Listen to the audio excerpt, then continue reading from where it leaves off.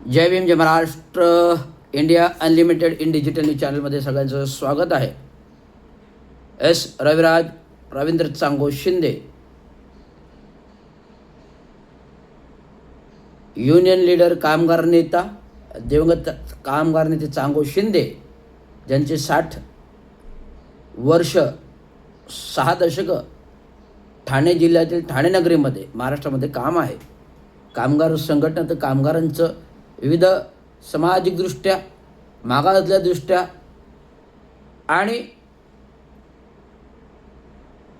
कामधंदा नोकरीदृष्ट्या उद्योगीकरण प्रगत करण्याचं काम डॉक्टर बाबासाहेब आंबेडकरांच्या मूल्य तत्व संविधान आरक्षणानुसार अवलंबून दिवंगत कामगारांचे चांगो शिंदे यांनी केलं.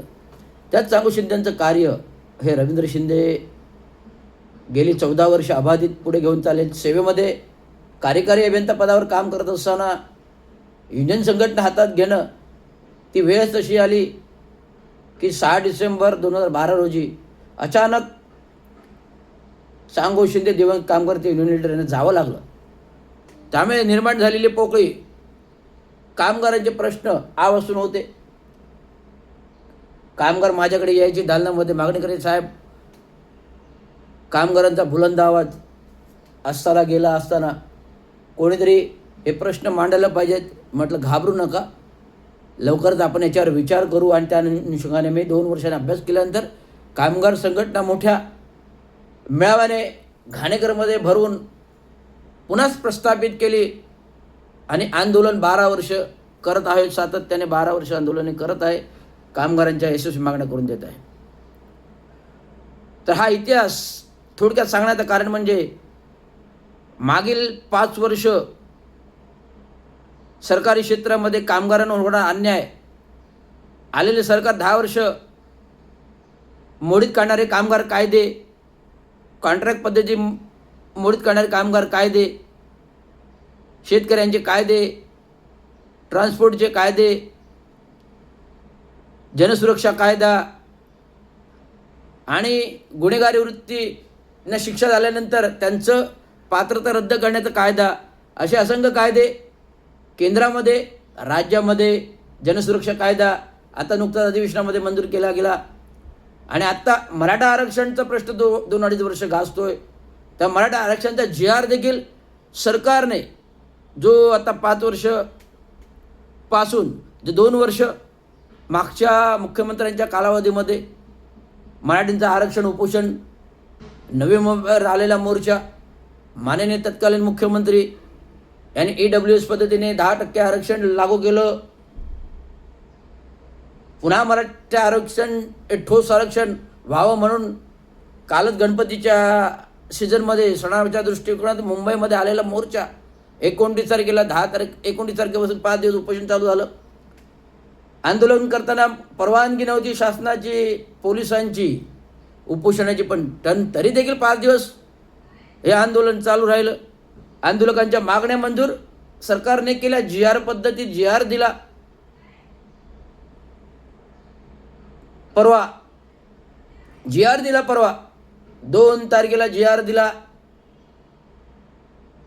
जरांगे पाटलांच्या ज्या काय मागण्या, 8 मागण्यापैकी 6 मागण्या मंजूर केल्या.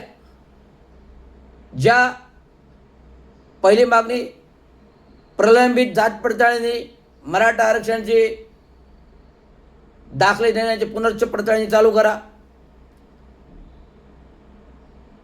हैदराबाद गॅजेटनुसार हैदराबाद गॅजेटचे अंमलबजावणी करा. सातारा गॅजेटची अंमलबजावणी करा. मेलेल्या आंदोलकांकरतांचं पुनर्वसन करा. शासनाच्या सेवेत नोकरी द्या. ज्यांच्या आंदोलकांवर गुन्हे, कथित गुन्हे आहेत, त्यांचे गुन्हे मागे घ्या. आणि कुणबी मराठा एकच आहेत असे सर्टिफिकेट्स द्या. आणि हैदराबाद गॅजेटसाठी 2 महिने द्या. सातारा गॅजेटसाठी 1 महिना असं सरकारने GR करून दिला. हा जी आर म्हणजे आश्वासित जी आर आहे, जो संविधान आणि घटनेच्या चौकटीत नाही. परंतु तरी देखील आज पण बातम्यामध्ये दाखवले, जरांगे म्हणतात हे आम्ही घेऊनच राहणार, जी आरनुसार जे दिलंय त्याची आम्ही अंमलबजावणी करणार, नाही केलं तर कोणाही मंत्री आमदारांना मराठवाड्यात फिरू देणार नाही, अशी दादागिरीची भाषा जरांगे पाटलांची दिसून येते.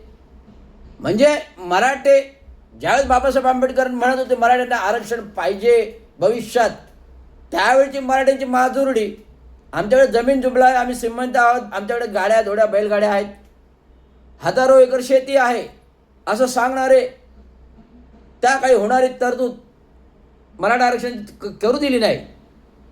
डॉक्टर बाबासाहेब आंबेडकरांनी सांगितलं होतं मराठ्यांना गरज लागेल, पण ही जे माजुरडेपणा त्या काळचा, तो आत्तासुद्धा माजुरडेपणा ह्या काळचा हा दिसून येत आहे. सरकारने जी आर देता देता लगेच तो जी आर कन्फर्म आहे की नाही मंत्र्यांच्या तोंडूनच वधून घेतलं. मंत्री हे सांगण्यात कचकुच करत तोंडाने सांगत होते, गडबडत होते.